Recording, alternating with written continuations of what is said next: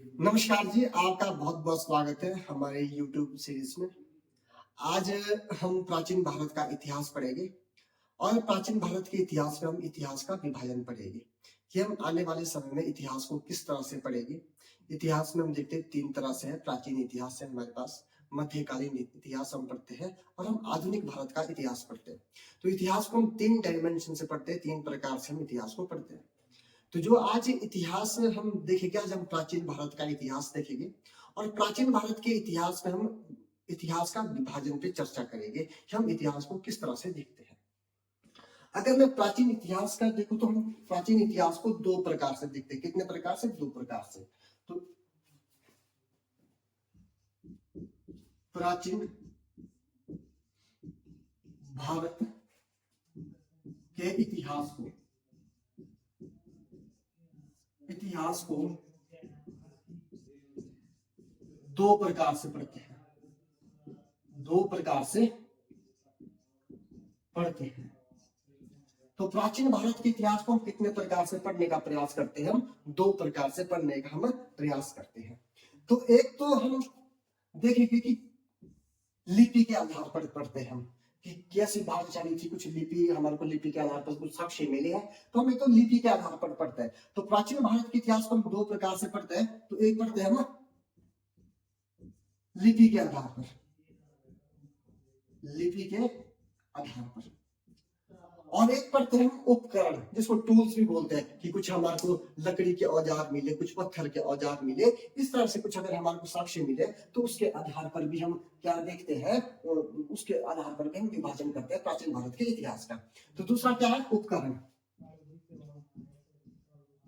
उपकरण के आधार पर, यानी कि हम लिपि के आधार पर और उपकरण के आधार पर दो प्रकार से भारतीय प्राचीन इतिहास का हम विभाजन करते हैं। तो प्राचीन भारत के इतिहास को हम दो प्रकार से पढ़ते हैं, यानी कि दो प्रकार से इसका विभाजन करते हैं। एक तो लिपि के आधार पर, दूसरा उपकरण के आधार पर हम पढ़ते हैं। तो सबसे पहले देखिए कि हम लिपि के आधार पर हम किस तरह से इतिहास को देखते हैं और किस तरह से हम पढ़ते हैं। ठीक है, तो लिपि के आधार पर अगर हम देखेंगे कि लिपि के आधार पर हम कितने प्रकार से देखते हैं, तो लिपि के आधार, तो अगर हम लिपि के आधार की बात करें, लिपि के आधार पर हम वर्गीकरण करें, लिपि के आधार पर अगर हम वर्गीकरण करें तो हम देखेंगे कि हम इसको तीन प्रकार से देखते हैं। और जो सबसे पहला प्रकार है उसको बोलते हैं प्राक ऐतिहासिक काल, या पूर्व ऐतिहासिक काल भी बोलते हैं, या प्री हिस्ट्री के नाम से हम इसको कई बार कहते हैं। तो लिपि के आधार पर अगर हम पहला देखेंगे तो लिपि के आधार पर जो पहला है वो कौन सा है? हमारा प्राक ऐतिहासिक काल। प्राक ऐतिहासिक, प्राक ऐतिहासिक काल, या इसको बोलते हैं हम प्राग ऐतिहासिक काल। क्या बोलते हैं इसको हम? और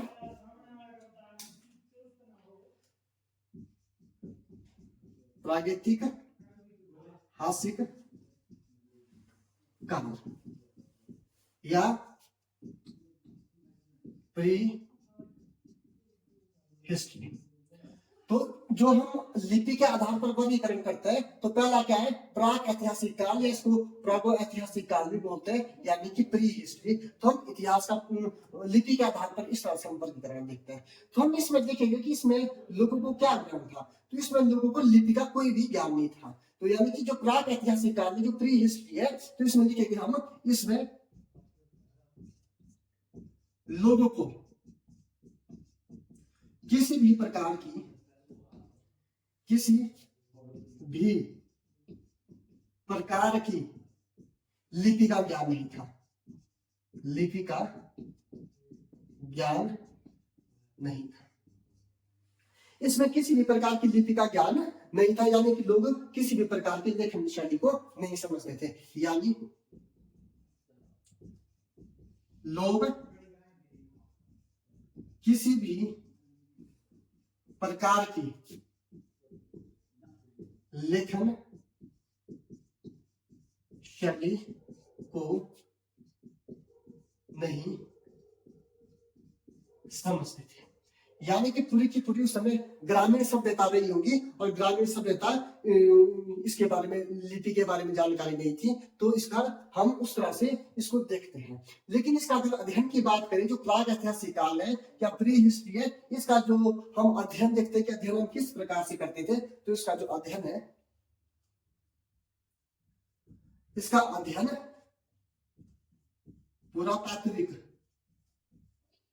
पुरातात्विक साक्ष्यों के आधार पर करते हैं।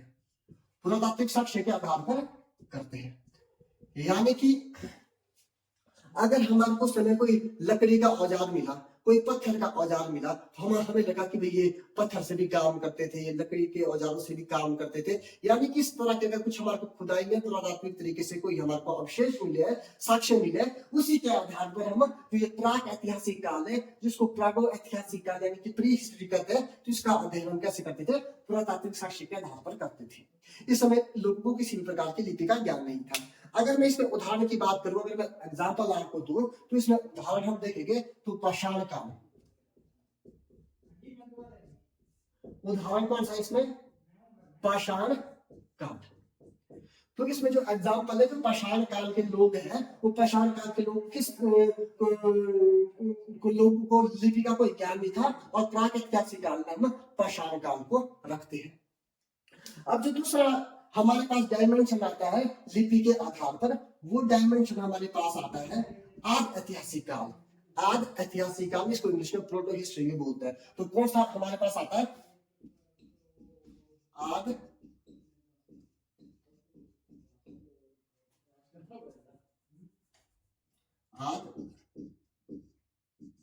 ऐतिहासिक काल। तो कौन सा था दूसरा? आद ऐतिहासिक काल। इसको प्रोटो हिस्ट्री इसको कहा जाता है। तो इसमें क्या था? जो आद ऐतिहासिक काल यानी जो प्रोटो हिस्ट्री है, इसमें यह था कि इसमें लोगों को लिपि का ज्ञान तो था, लेकिन उस लिपि को समझने में हम अभी तक सक्षम नहीं है। यानी कि जो आज का समाज है या जिन लोगों ने इसका अध्ययन किया, वो उस लिपि को समझने में सक्षम नहीं है। तो इसमें क्या है? आद ऐतिहासिक काल में यानी कि प्रोटो हिस्ट्री में क्या है कि इस समय लोगों को किसका ज्ञान था? लिपि का ज्ञान तो था, यानी कि लोग लिपि लिखना तो जानते थे, यानी कि लोग लिखना जानते थे, लिपि का ज्ञान तो था। लेकिन समस्या यह है इसमें कि लेकिन हम इस लिपि को पढ़ने में कैसे सक्षम नहीं है। यानी कि इस समय लोगों को लिपि का ज्ञान था, लोग लिखते थे, लेकिन उस लिपि को हम अभी तक पढ़ने में या समझने में बिल्कुल भी हम अभी तक सक्षम नहीं है। और ये किसकी बात हो रही है? आज ऐतिहासिक काल की बात हो रही है। तो इसका हम अध्ययन जब करते हैं तो हम देखेंगे इसका अध्ययन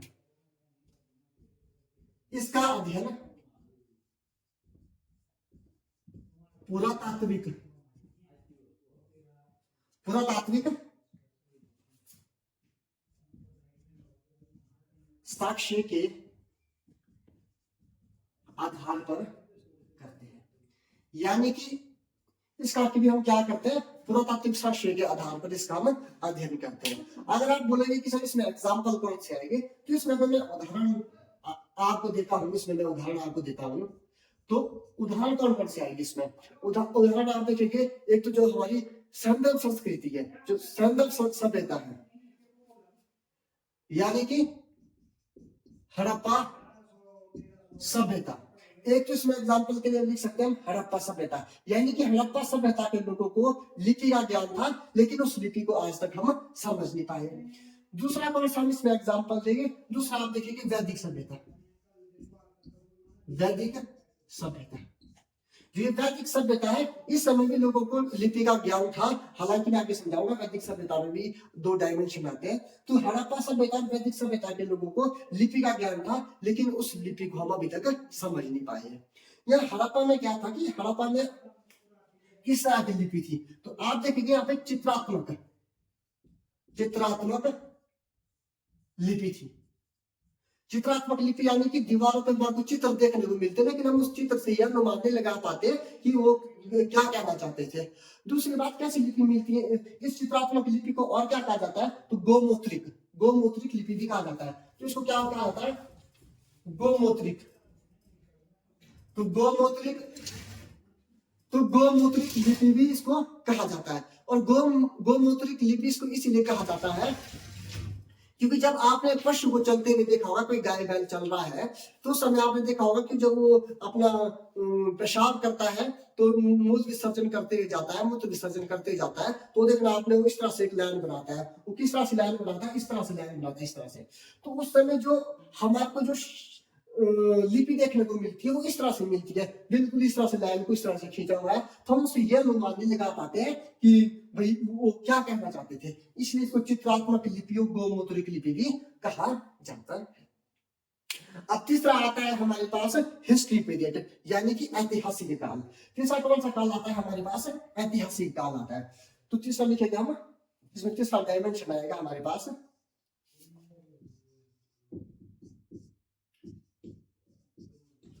ऐतिहासिक काल। तीसरा कौन सा डायमेंशन आता है? ऐतिहासिक काल, यानी किसको बोलेंगे? हिस्ट्री। इसको मिटा देता हूं थोड़ा सा यहां से। इसको बोलेंगे हिस्ट्री पीरियड, इसको बोलेंगे हम हिस्ट्री पीरियड, यानी कि जो ऐतिहासिक काल है इसको हम हिस्ट्री पीरियड भी बोलते हैं। तो इसमें क्या था? इसमें लोगों को लिपि का भी ज्ञान था और हम उस लिपि को समझने में भी क्या है, इस लिपि को हम समझने में भी क्या है, पूरी तरह से सक्षम है। तो ऐतिहासिक काल क्या है?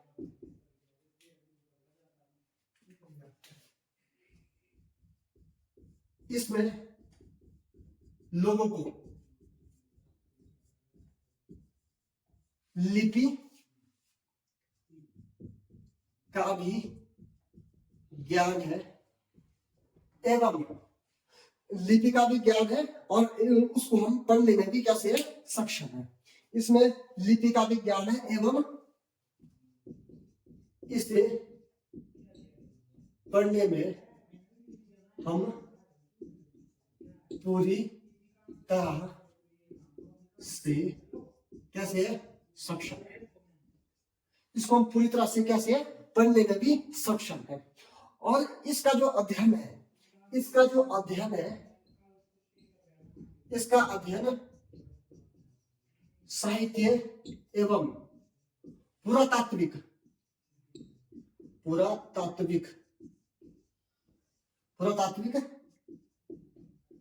साक्ष्यों के आधार पर करते हैं।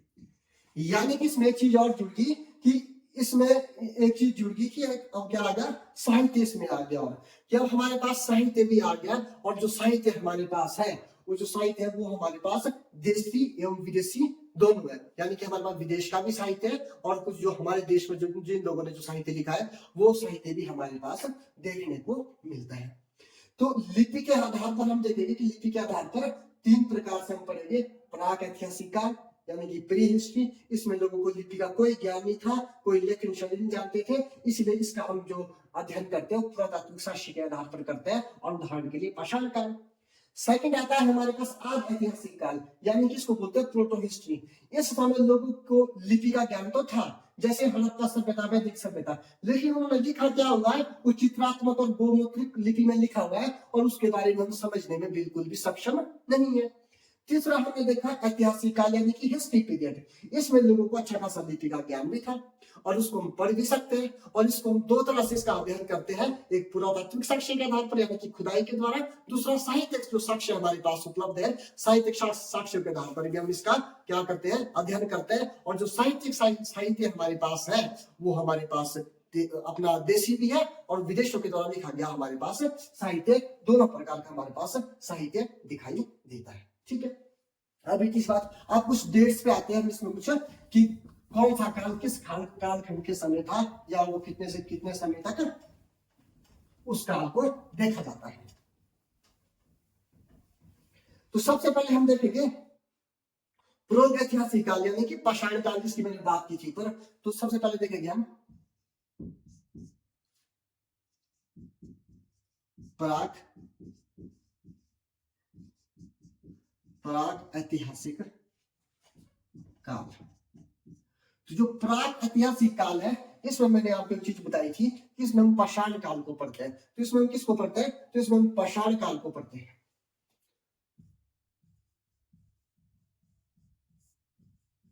पाषाण काल को पढ़ते हैं यानी कि पाषाण काल के बारे में जो कुछ भी पढ़ते हैं वो प्राग ऐतिहासिक काल में पढ़ते हैं। और इसका जो समय काल रहा, जो समय काल रहा वो कितना रहा? प्रारंभ से यानी कि शुरुआत से, प्रारंभ से 3000 बीसी तक।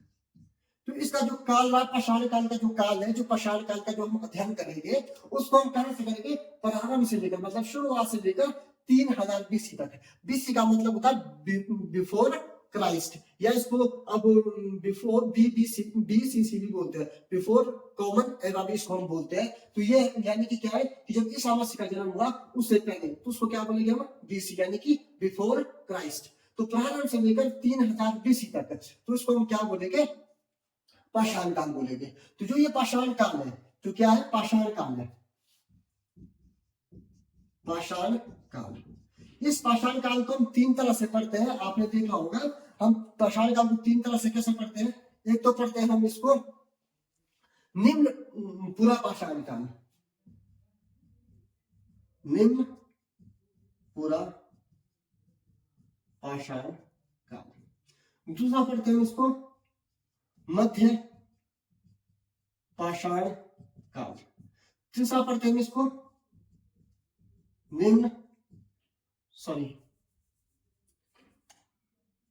नव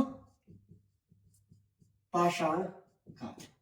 यानी कि जो प्रारंभ से लेकर हम 3000 बीसी तक पढ़ते हैं, यानी कि 3000 बीसी तक हम कहां तक पहुंचेंगे? नव पाषाण काल तक पहुंचेंगे, यानी कि किसमें? पाषाण काल में। तो पाषाण काल कब आता है? प्राग ऐतिहासिक काल में। और प्राग ऐतिहासिक काल आपको पता है उसमें लोगों को लिपि का ज्ञान नहीं था और हम उसका और लोग लिपि लिखना नहीं जानते थे, इसीलिए हम उसका अध्ययन पुरातात्विक साक्ष्य के आधार पर करते हैं। और इसमें क्या आता है? पाषाण काल आता है। और पाषाण काल हम देखेंगे तो उसमें निम्न पूरा पाषाण काल पढ़ेंगे, मध्य पाषाण काल पढ़ेंगे और नव पाषाण काल पढ़ेंगे। ये 3 चीजें हम उसमें पढ़ेंगे। और जब हम नव पाषाण काल तक पहुंचेंगे तो हम 3000 बीसी तक पहुंच जाएंगे।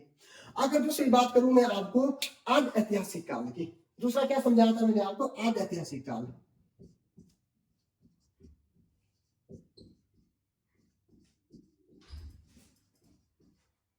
आद ऐतिहासिक काल कौन सा पढ़ाया था मैंने? आद ऐतिहासिक काल। और इसमें मैंने क्या बोला था आपको? इसमें मैंने बोला था आपको हड़प्पन सभ्यता, यानी कि जो सिंधु घाटी की हमारी सभ्यता है, सिंधु घाटी की सभ्यता को मैंने इसमें आपको समझाया था। तो इसमें क्या क्या आएगा? एक तो आएगा सिंधु घाटी की सभ्यता। सिंधु घाटी की सभ्यता है। अब मैंने आपको बोला कि प्रारंभ से लेकर 3000 बीसी तक तो पाषाण काल था, यानी कि नव पाषाण काल तक जब हम आएंगे तो उस समय तक क्या समय हो चुका होगा? 3000 बीसी हो चुका होगा। तो जो सिंधु घाटी की सभ्यता शुरू कब से होती है? नव पाषाण काल के बाद। तो यानी कि नव पाषाण काल के बाद आएगी सिंधु घाटी की सभ्यता, यानी कि कहां से शुरू होगी? 3000 बीसी से लेकर कहां तक आएगी? 1500 बीसी तक। यानी कि 3000 बीसी से लेकर, यानी कि 3000 बिफोर क्राइस्ट से लेकर 1500 बिफोर क्राइस्ट तक हम किसके बारे में पढ़ेंगे? तो हम सिंधु घाटी सभ्यता के बारे में पढ़ेंगे। तो नव पाषाण काल चला 3000 तक, 3000 बीसी तक, और 3000 बीसी से क्या चली? सिंधु घाटी की सभ्यता चली। और तब हम क्या पढ़ेंगे? आदि ऐतिहासिक काल। और इस आदि ऐतिहासिक काल में हमने आपको बताया कि लोगों को लिपि का ज्ञान तो था, लेकिन उस लिपि को समझने में हम सक्षम नहीं है, और इसका अध्ययन हम पुरातात्विक साक्ष्य के आधार पर करते हैं। और इसमें हम सिंधु घाटी की सभ्यता आएगी। और दूसरा एग्जाम्पल मैंने आपको क्या दिया था? वैदिक सभ्यता के बारे में दिया था। कौन सा एग्जाम्पल दिया था मैंने आपको? वैदिक सभ्यता, वैदिक सभ्यता। दूसरा एग्जाम्पल दिया था मैंने आपको वैदिक सभ्यता। अब मैंने आपको मतलब मैं आगे बताऊंगा आपको, वैदिक सभ्यता भी 2 प्रकार से थी। एक वैदिक सभ्यता को बोलते हैं ऋग वैदिक काल,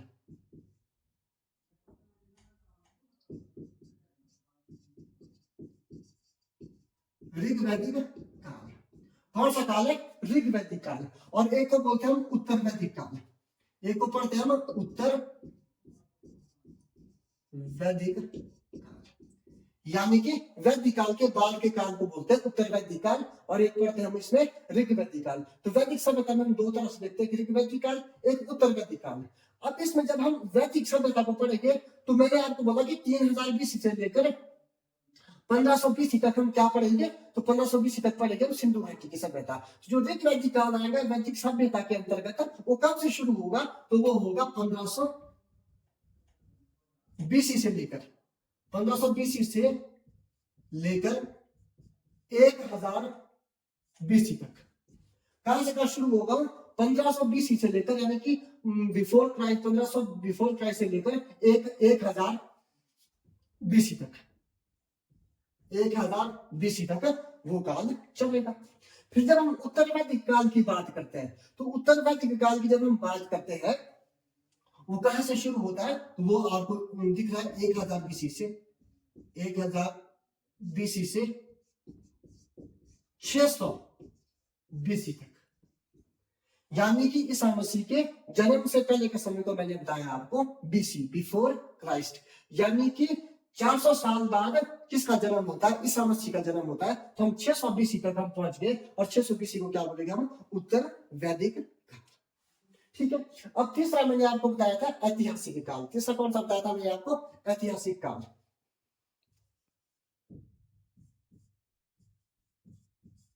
ऐतिहासिक काल। दूसरा कौन सा बताया मैंने आपको? ऐतिहासिक काल। तो ऐतिहासिक काल के बारे में मैंने आपको क्या बोला कि ऐतिहासिक काल में ऐसा था कि हमारा जो लोगों को लिपि का ज्ञान कुछ समय तक था, और अच्छा खासा लोग लिपि लिखना भी जानते थे, और उस लिपि को समझना और पढ़ना हम लोग अच्छे से जानते थे। तो उस एरा को बोलते हैं ऐतिहासिक काल। और इस ऐतिहासिक काल को अगर हम देखेंगे तो 600 BC से लेकर 712 AD तक, यानी कि 400 साल एक और 712 अगले। तो उस समय तक हम किसको पढ़ते हैं? ऐतिहासिक काल को। तो ये कहां से शुरू हुआ? यहां से शुरू होता है ये 600 BC, 600 BC से लेकर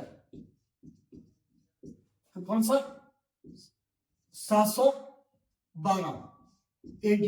एडी का मतलब होता है आफ्टर डेमोनी, यानी कि इसको कॉमन एरा भी बोलते हैं। कई बार आज के समय में आप देखेंगे तो इसको सीए पढ़ते हैं, यानी कि कॉमन एरा। ठीक है। तो एडी की जगह इसको आज डेट में कॉमन एरा भी बोलते हैं, सीए। तो ये कैसे समझेंगे आप कि इस समय क्या हुआ? ईसा मसीह का जन्म हुआ। तो जो हम ऐतिहासिक काल पढ़ेंगे वो ईसा मसीह के जन्म से 600 BC से लेकर, अगर हम ईसा मसीह के जन्म से आगे जाए, जब हम समय गिनना शुरू किया हमने, एक से 1 2 3 4 बढ़ते गए हम इस तरह से, तो कहां तक पढ़ेंगे हम? 712 AD तक, यानी कि आफ्टर डेमोनी, या इसको कॉमन एरा भी बोलते हैं। क्या बोलते हैं इसको? Common era. तो ईसा मसीह के जन्म से 600 BC से लेकर, पीछे से 600 BC से लेकर आगे तक 712 AD तक हम किसके बारे में पढ़ेंगे? ऐतिहासिक काल के बारे में पढ़ेंगे, यानी कि हम जो हमारी हिस्ट्री है, जिसके बारे में हमारे को अच्छे से साक्ष्य भी मिले हुए, साहित्यिक साक्ष्य भी मिले, पुरातात्विक साक्ष्य भी मिले, और उसको पढ़ने समझने के लिए हम बिल्कुल सक्षम है। ऐसे समय को हम क्या कब तक पढ़ेंगे? ऐसे समय को हम ऐतिहासिक काल के अंतर्गत पढ़ेंगे। फिर इसके बाद आता है, इसमें हम देखेंगे कि एक आपका मध्य काल आता है, मध्य काल भी आता है। तो मध्य काल को हम किस में रखेंगे? तो उसके बाद देखेंगे हम, मैं इसको मिटा देता हूं।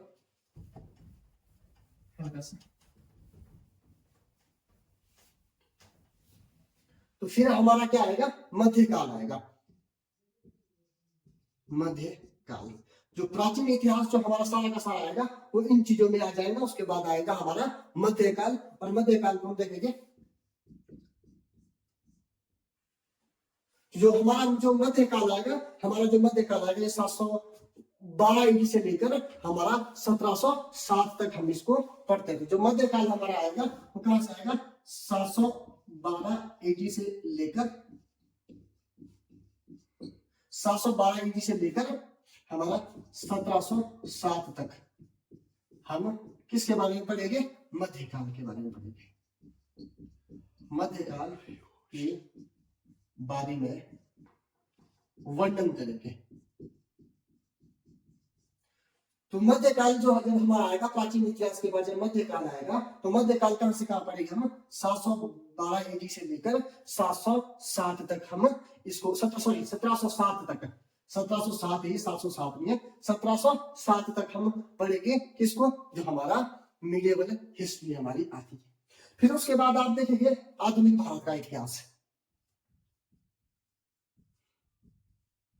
आधुनिक भारत का इतिहास जो हमारा आधुनिक भारत का इतिहास आएगा जब हम आधुनिक भारत का इतिहास जब हम पढ़ते हैं, हालांकि जब उस चैप्टर पर आएंगे तो मैं आपको समझाऊंगा। 1707 को औरंगजेब की मृत्यु होती है, उसके बाद शक्तियों का विकेंद्रीकरण होता है, हर व्यक्ति को अपने हिसाब से काम करने दिया जाता है। और जब शक्तियों का विकेंद्रीकरण होता है हम क्या कहते हैं कि अब आधुनिक वाद आया है, अब आधुनिकीकरण हो रहा है। तो हम 1707 से आधुनिक भारत पढ़ते हैं, उस समय औरंगजेब की मृत्यु हुई थी। तो आधुनिक भारत का इतिहास कब से पढ़ेंगे हम 1707 से लेकर 1707 से लेकर हम कब तक पढ़ते हैं आजादी तक। आजादी तक हम किस इतिहास को पढ़ते हैं आधुनिक भारत के इतिहास को हम 1707 से लेकर आगे अपना आजादी तक, जब तक भारत आजाद नहीं होता है तो उसको हम किस में पढ़ते हैं आधुनिक भारत के इतिहास में पढ़ते हैं। और उन 15 अगस्त 1947 के बाद के आजाद को आजाद भारत के इतिहास में हम पढ़ते हैं। तो ये हमारा इतिहास का विभाजन हुआ। और प्राचीन इतिहास को मैंने बताया था दो प्रकार से पढ़ते हैं हम, एक पढ़ते हैं हम लिपि के आधार पर, एक पढ़ते हैं हम उपकरण के आधार पर। तो जो लिपि के आधार पर हम पढ़ते हैं, अब हम लिपि के आधार पर देखेंगे कि हम लिपि के आधार पर कितने प्रकार से इतिहास को देखते हैं। सॉरी, लिपि के आधार पर नहीं, उपकरण के आधार पर। किसके आधार पर? उपकरण के आधार पर।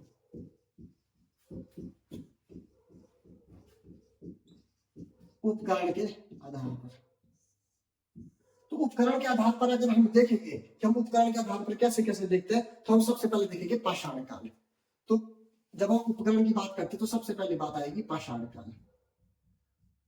तो जब हम पाषाण काल की बात करते हैं तो सीधी सी बात है पाषाण काल की कि पाषाण काल में हम किसका प्रयोग करते थे? तो हम पत्थर का प्रयोग करते थे। किसका प्रयोग करते थे? हम पत्थर का प्रयोग। यानी कि जो हम औजार बनाते थे, जो हम हथियार बनाते थे, उसमें किसका प्रयोग करते थे? पत्थर का प्रयोग करते थे। तो जो पाषाण काल आएगा तो अगर हम उपकरण के आधार पर देखेंगे तो हम देखते हैं कि उस समय पत्थर का प्रयोग हम औजार बनाने के लिए करते हैं। अगर हम दूसरी बात करें तो दूसरा जो हम देखेंगे तो दूसरा ताम्र। ताम्र पाषाण काल। और जब हम ताम्र पाषाण काल की बात करते हैं तो इस समय किसका प्रयोग हो रहा है? तांबे का प्रयोग हो रहा है। यानी कि अब सिंधु घाटी सभ्यता का विकास होने वाला है। तो यानी कि जब हम ताम्र पाषाण काल की बात करेंगे तो हम देखेंगे कि तांबे का प्रयोग करते थे। यानी कि जो हम जब हम नव पाषाण काल के आसपास आएंगे तो हम तांबे का प्रयोग देखेंगे। तो ऐसा नहीं कि उस समय सिर्फ तांबे का प्रयोग होता था, हम ये ध्यान रखें कि पत्थर का प्रयोग तो होता ही होता था, लेकिन ताम्र पाषाण काल में जब हम देखेंगे तो उस समय हमारे को तांबे का प्रयोग देखने को मिलता है। फिर बात आती है कांस्य युग की। फिर तीसरा कौन सा आता है? कांस्य युग। कांस्य युग। तो अगर हम कांस्य युग के देखेंगे तो इस समय किसकी बात हो रही है? ये हो रही है हमारी, हम देखते हैं कि सिंधु घाटी सभ्यता को हम कांस्य युगीन सभ्यता भी कहा जाता है। तो इस समय तक हम क्या देखते हैं कि कांस्य का प्रयोग होता था। तो इस समय तक हम देखेंगे कि कांस्य का प्रयोग होता था।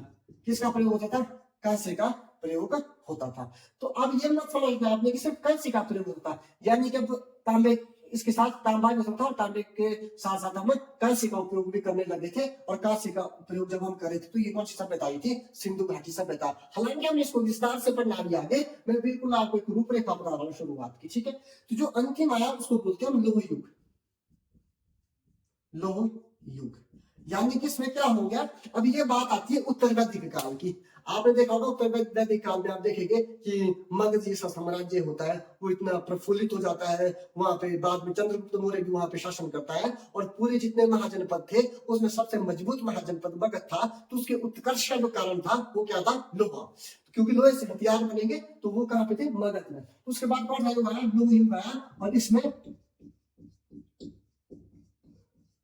लोहे का प्रयोग होने लगा था।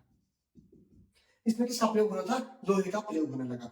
तो आज मैंने आपको प्राचीन इतिहास का विभाजन बताया, और हम इतिहास का मैंने विभाजन में बताया कि हम प्राचीन इतिहास कहां से कहां तक पढ़ेंगे, उसके बाद हम मध्यकालीन इतिहास में कैसे आएंगे, फिर हम आधुनिक भारत के इतिहास में कैसे आएंगे। हम इतिहास को इस तरह से आगे स्टेप टू स्टेप ले चलेंगे। आज के लिए इतना ही। आपका बहुत बहुत धन्यवाद। Thank you.